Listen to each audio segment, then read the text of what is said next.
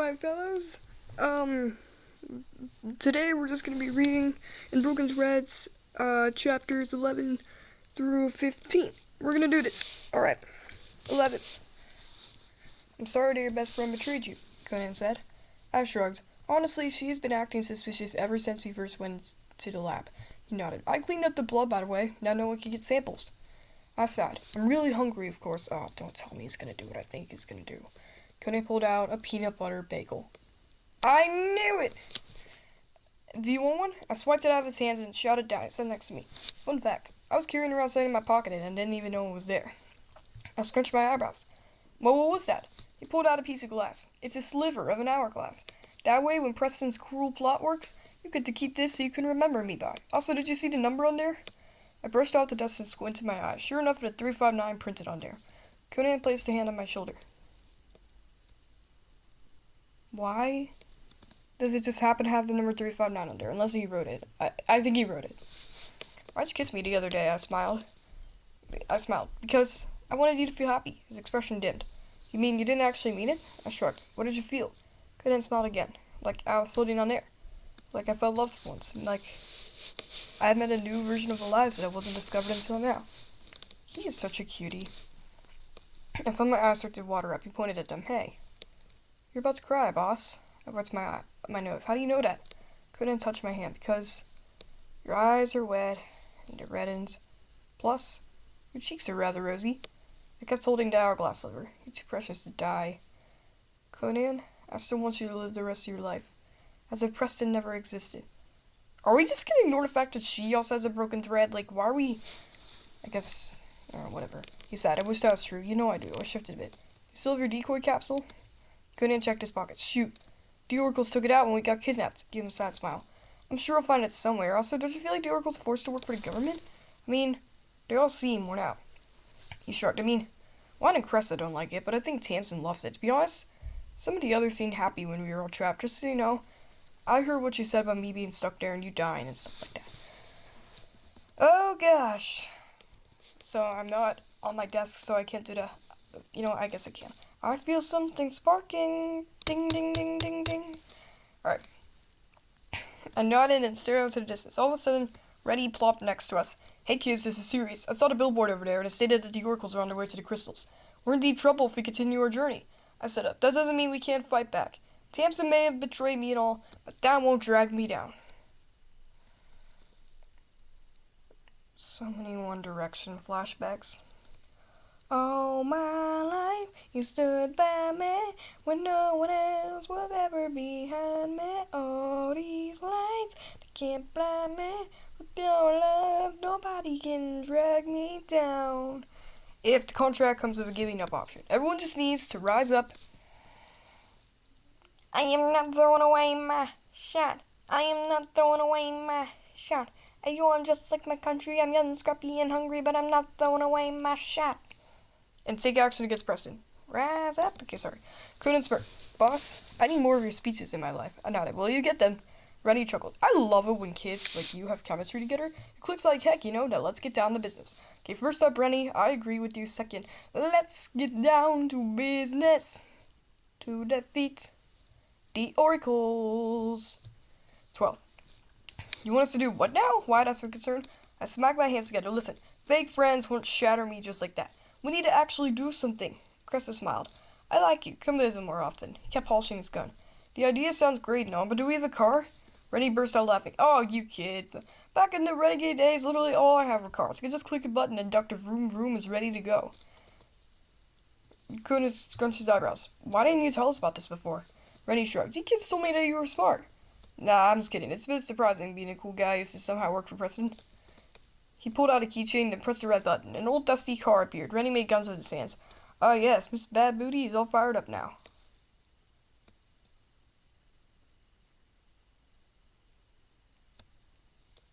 Gage adjusted his glasses. I'm sorry, but what? Rennie sighed. The booty is in the hood of the car. Okay, I was so worried. It's made of pure steel, straight from the mines. How much more trustworthy do you want a car to be? Then ride MBB, strictly enforced by Rennie Wennings, also known as the captain of the sports team.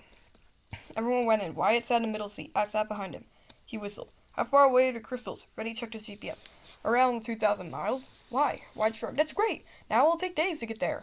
Gage smiled. Actually, if we make stops and rest at Lobos and hotels, I thought the oracles would find us. Wyatt burst out laughing. Yeah, right. So got those damn trackers in her pants. They're probably questioning us right now. Rennie shot up in his seat. Ooh, I have an idea. Conan finally spoke up. What is it? Rennie screeched the car and pulled out a human-sized rocket. So we gotta trick the oracles by sending someone to the crystals before they go there. Gage scrunched his eyebrows. How exactly are you going to do that? Rennie smirked. We'll send a diamond to this mission. Conan Winchester. I uneasily glanced over at Conan. Rennie, are you sure about this? I mean, I trust you and all, but... Rennie shoved a rock at me. Do you see how tiny this thing is? Literally only one singular human being can fit in there. Just have Conan scooch on over in there so we can prep him up and then send him off like wee. Man, I love Rennie. Crescent nodded. That's actually not a bad idea. Let's try it. Rennie pointed at her. You see, I have people still support me, kid. Conan slowly got up and Gage assisted him. When Conan finally got in, Rennie started getting the rocket ready. He opened up the sunroof and then he set the engine on fire so it could shoot up. Alright, kids. 5, 4, 3, 2, 1. And with that, Conan shot through the car and towards the dark side. Out of nowhere, a bunch of honking noises came piling into my ears. We all stared at each other with confusion and a realization. Gage scrunched his eyebrows. Did you ever pull the car over, Rennie? Rennie looked around and shook his head. Nope, that is one thing that I didn't do. 13. A cop held up her gun. Halt right there. Rennie shrugged. Sure. The cop stiffened. So, as you know, 5 of you had stopped in the middle of the road. You were in a commotion of traffic. Who was the driver? And give me an explanation. Rennie walked forward. It was me. The thing is, 2 kids in the car with their threads broken. And we're currently running away from the president. We were on our way to the crystals, and we decided to send our most important recruit there in a small rocket. The cop put her gun down. That sounds absolutely ludicrous. Who broke the threads? I stood next to Rennie. The president, ma'am. We saw it on security cameras. She scrunched her eyebrows. How did you get access to those? Gage chuckled. I have my way sometimes. Wyatt pulled out his gun. Please, just don't do anything. Me and my wife will take care of them. Cop put the gun away. Fine, I guess I believe you, but you're paying for that car. And I will get back to my son. And I will get back to my wife. After everything you've done, how will you sleep at night? Next to my wife. Dude is actually Odysseus. No, I'm just kidding. She walked away and Wyatt put the gun away. Don't worry, guys. I won't trap you in a dungeon or anything like that. I scrunched my eyebrows. Who's your wife? He smiled. Oh, yeah, I must have forgot to mention that me and Chris are married. Gage shrugged. Oh, how long have you been married for? Wyatt hopped into the car. In 3 months, it'll be 2 years. I smiled. That's great. Rennie sighed. Alright, guys. The money has been dealt with. Maybe it's actually a good thing now it's once a secretary. Started dozed off a bit, and then I saw Preston splattered onto the car window that blocked the view. He punched through the glass and pounced right onto me. I fell off the seat and into the back seat. My skin started glowing green.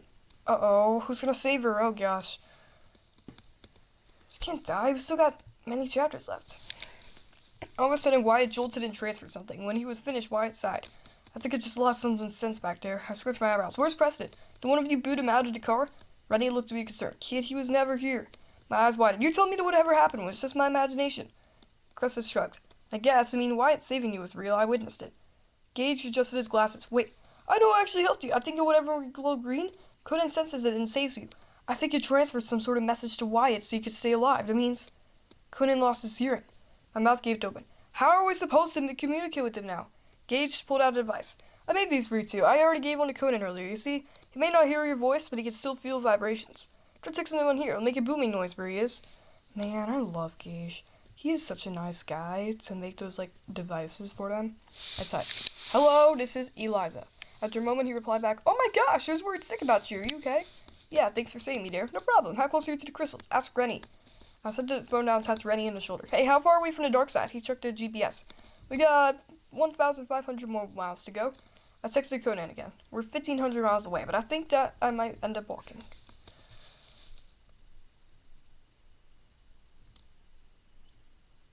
If I could fall into the sky, do you think time would pass me by? 'Cause you know I'd walk 1,000 miles if I could just see you tonight. Sorry. 14. Are you also having a weird thing where Preston keeps appearing in front of you and just starts attacking you? Yeah, I was wondering if you were also experiencing that. It happened to me right before he glowed green. Hold up, that was the same time I saw him. Must be coincidence. Anyways, I gotta stop texting. See ya. I put the device down and I went back to sleep. When I woke up, I was in bed. Rennie smiled. Hello, Eliza. Ratting in for tonight. I got up and grabbed a tray of food. How much longer to the crystals? I'm sorry, but I have to do this. How much longer until we're at the crystals? How much longer till we can find... I don't know. How much longer till we all fall down? You rely on wit and people die on it. Whoa. Wyatt sighed. We still got 1,000 miles left to go. My expression faded. This is taking forever. Gage shrugged. I mean, there's no other way to reach them. There are other ways to reach Conan. You can just walk there, dumb people. It is not that hard to do. I'm just kidding. Yes, it is. I smirked. We can walk there. Cresta scrunched her eyebrows. I'm sorry, but what? I ran a hand through my hair. At this point, it seems stupid. I don't want to keep making stops. I want to get to the crystals and see Conan. Rennie chuckled. Is this what it's all about? Your little bagel servant? Oh, please, kid. You're scaring me. Rennie, I love you. I grunted. Even though I love Conan too, that compliment of Conan was just S tier. I grunted. What time is it? Wyatt checked his watch. 7:30 p.m. Why? That's about perfect. It's almost nighttime. Rennie sighed. What plan do you have now? I walked over to the wardrobe. I'm going to start walking over there. Gage placed a hand on my shoulder. Whoa, whoa, whoa. Are you crazy or something? How badly do you want to see Con-Con? I ignored him and put on dark ebony sweatpants with a gray leather jacket over a white t-shirt. I put a black winter hat over my hair and I covered my face with a gray mask. I opened the window and then jumped out. I started walking and I saw a vendor selling something. Get your first for just $2. She kept waving stuff and I walked over. I pitched my voice deeper so they wouldn't recognize it. Hello there. I would like 1 apple and 1 banana, please. The vendor scrunched her eyebrows. Do I know you from somewhere? She had a thick southern accent. Oh, great. Now I gotta do more improvising. And I shrugged at her question. I don't know. What's your name? The vendor smiled. Tamsin Verdog. How about you? Wait, Tamsin Verdog? A coward. Of course she was trying to trick me. Didn't play out right. I scurried away and she followed me. You forgot to pay. I shook my head. That's not important. Tamsin stopped me. Are you trying to rob me or something? Because what the heck are you out about? I squinted my eyes. Figure it out on your own. She paused for a hot moment and stepped on my foot. Eliza! I should have known. Well, what are you doing? I looked at Tamsin. Please. We can go back to the way we were. Best friends, always supporting each other during hard times. Hard times, gonna make you wonder why you even try. Hard times. She sighed. I miss you too. Tamsin got rid of the accent. I smiled underneath my mask. Then, can we restart? She shrugged. Okay, we'll try. So what's your mission? I brushed my hands together. I'm walking to the crystals. Tamsin's mouth gaped open. Are you nuts? Those are miles away. I sighed. I need to reach them so I could talk with Conan. She scoffed. Why is he so important all of a sudden? I grabbed her by the collar. What if he was Blaze? Holy roast! I'm sorry that this video is a lot shorter than my other two. I don't know, there's not really much to rant about anymore, unfortunately. And I know you guys love my rants, so yeah. 15. If you put it like that, you should go on your own, Tamsin said. I smirked. Great, now I can go back to my original plans. I started walking again and I noticed an abandoned gas station. I walked aside, saw a figure in the back eating something. I called out, hello? The figure stopped and then looked up at me. I squinted my eyes. Wyatt? Why is this dude everywhere? He's like Lin-Manuel Miranda and Michael Kovac. Kovac? I don't know. He's literally everywhere. He gritted his teeth. Listen, we need food. Back at the inn. And this is the closest food domain it can find. Please return. I shook my head. Wyatt sighed. Okay, fine. But check out this discovery on me first. He took out his gun and shot at a mannequin that was meant to be a cashier. The noise riveted out the walls and then even went into the alarm system. Black curtains shifted onto the windows. Every light turned off and I couldn't see a thing. Wyatt! What did you do? His voice cracked. I'm sorry, you're shooting for the money part. All of a sudden, the doors got busted down. Preston and Tamsin walked into the room. Tamsin? My gosh. The president sighed with relief. Hey, Eliza. We know you're in here somewhere. There you are. Hands cupped around my face and I kicked Preston as a response. He grabbed his face and then I ran off. Wyatt stayed behind and Tamsin started fighting him. I just put the stops aside and felt the wind brush my face and my hair back. All of a sudden, I rolled my ankle. I stopped to rest it. I took out the hourglass sliver and stared at 359 for a bit. I noticed a guy in the difference wearing a tan fedora, a tropical shirt, and blue khaki pants. It's Hermes! Yay! We found Hermes! He saw me and smiled. Why, hello there. The guy had a British accent. Why, hello there. I nodded. Hi. He sat next to me. My name is Cody. What are you doing here? I sighed. Trying to find something. Cody shrugged. On we are. Where are you going? I stretched a bit. I'm walking to the crystals. Smiley gaped open. But those are ages away. Also, the dark side is severely restricted. If you dare even attempt to trespass there, you'll be exiled for your literal life. What's so special about the crystals anyway? What do you need them for? I replied, it's a really long story. I'm mostly going there to see someone. Cody scrunched his eyebrows. And you're transporting yourself there by walking? You know, some people question my morals, and I guess the equivalent of me in this current scenario. I stood up. What are you even doing here? We're at an abandoned basketball court. He ran a hand through his hair. To be honest, I don't really know. I mean, I was initially just searching for something useful, but that didn't succeed. I smiled. Well, I hope you find whatever you're looking for. Cody sighed. Trust me, I need some good luck at the moment. Who knew that this random mission some random guy gave me could actually be challenging? I thought it was just a joke. I shrugged. I've actually got to go now. Nice meeting you. He nodded. Yeah, you're a pretty nifty girl. No, I'm not gonna lie. I started walking out, but Cody stopped me for going farther. I also wish you luck with your quest. Okay, sorry about the short video. Sorry that I didn't rant much. Sorry that it wasn't as funny, but yeah, this is the end of today's Broken Thread session. That was not long at all.